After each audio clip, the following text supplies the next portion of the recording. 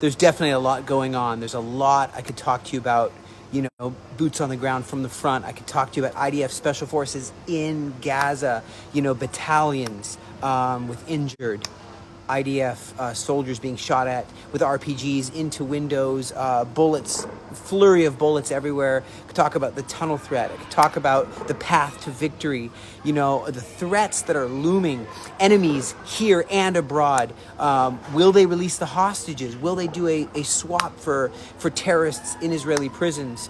What do we think about these huge demonstrations around the world? Mega pro-Hamas demonstrations in places like downtown London, by the Big Ben there, just in different countries in Europe, even dangers in Western countries like the US and Czech Republic. Are they going to leave the UN now because of the UN's inability to just uphold what is right? What will the future be for Gaza?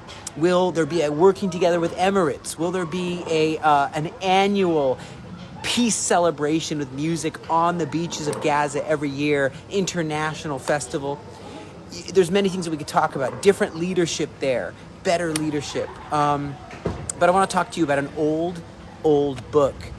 Not the bestseller of the Bible, but that is spot on. That's a great book to quote from in these times. Truth will set you free. So it's this old Latin book. It's called Palestina ex Monumentis Veteribus Illustrata, written in 1695 by this author, Adriano Rolandi. He's a geographer, a cartographer, that's a map writer, a traveler, a philologist. He knew a bunch of languages like Arabic, ancient Greek, Hebrew, English, Latin. And so Rolandi came here and he travels throughout what the Romans called Palestine, this big area also called the Levant. And so he travels here and he sees 2,500 different areas, and he looks in the Bible, he looks in the Talmud, and he'll write the name of that place from the original verse in order to make his map. Now, if the name was originally in Roman, like Latin or Greek letters, he would figure out who named it and how it got that name. And he had some conclusions which are interesting. The country is mostly empty, he says, sparsely populated. The main population is in Jerusalem, in Akko, in Tzfat, Jaffa, Tiberias, where I'm from, and Gaza. Most of the population are Jewish, the rest are Christians. There's very few Muslims, he said, except some wandering Bedouin tribes.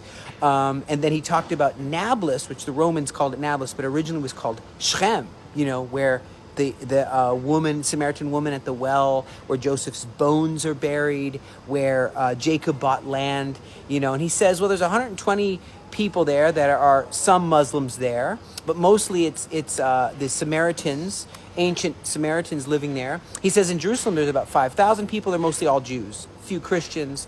And that's back in 1695. He recognized that there was no place, no country, or no city, or no town that it was of Palestine government, or a Palestine settlement, or the whole place again was called by the Romans after then extinct Philistines. Emperor Hadrian in 135 AD decided to change the name from Israel to Philistinia to kind of jab these Jewish revolters. And so he did mention there was a Arabic town called Ramla. Even in the name Palestine it's Roman Latin, And so the names that came later, like El Khalil, it's really Hebron, or El Quds, the holy. That's really Jerusalem. There's no historical roots there of any kind. Even like Ramallah, right? It was called Bethela, which is Beit El, which is where Jacob laid his head down on a rock and saw angels going up and down the ladders. And you see, of course, Machpelah, where Abraham, Isaac, and Jacob are buried. And so there's different names that were changed, and they started to call it different names. But he mentioned about 550 people lived in Gaza, most of them Jews, and about half of them Jews, half of them Christians, and in Gaza. And they were using their vineyards and their olive presses and their wheat and trading, and it was great. He talks about the Galilee, he talks about Tiberias, where I live, and he just says, he just says that there was a historical Jewish Israeli presence here in what was called Israel. And I just want to say, why do I bring this up? I could bring up Lord Valnoy later. That was under the Turkish mandate. Later was the mandate of the British. And so then you have, of course, Lord Volnoy expedition, the Peel expedition. You have famous American Mark Twain. He comes and does an expedition, says the same thing. Sure, there was some roaming Bedouin tribes, but primarily this was a very sparse place with some Jews, some Christians, primarily. And I just wanted to say that the truth will set us free. Lies will not set us free. If we look at the truth, and a lot of people are just not educated about these things, and I just want us to go to the truth, and the truth is found in Isaiah 41, verse 10. Fear not, for I am with you. Do not be dismayed. I am your God. I'll strengthen you. Yes, I will help you. I'll uphold you with my righteous right hand. Behold, those who are incensed against you, they're going to be ashamed and disgraced. They will be as nothing. Those that strive with you, they're going to perish. You shall seek them, and you're not going to find them. Those who contended with you, those who war against you, will be as nothing, as a non-existent thing. For I, the Lord your God, will hold your right hand up, and I will say to you, fear not, I will help you. As we fight for our very homes and our families and our lives, we're comforted by these words. And I'm also comforted that truth will set you free. Your continued prayers for the safe release of all these hostages and victory for Israel, dismantling of Hamas, and for the many displaced families that we're able to help through the Emergency Aid Initiative.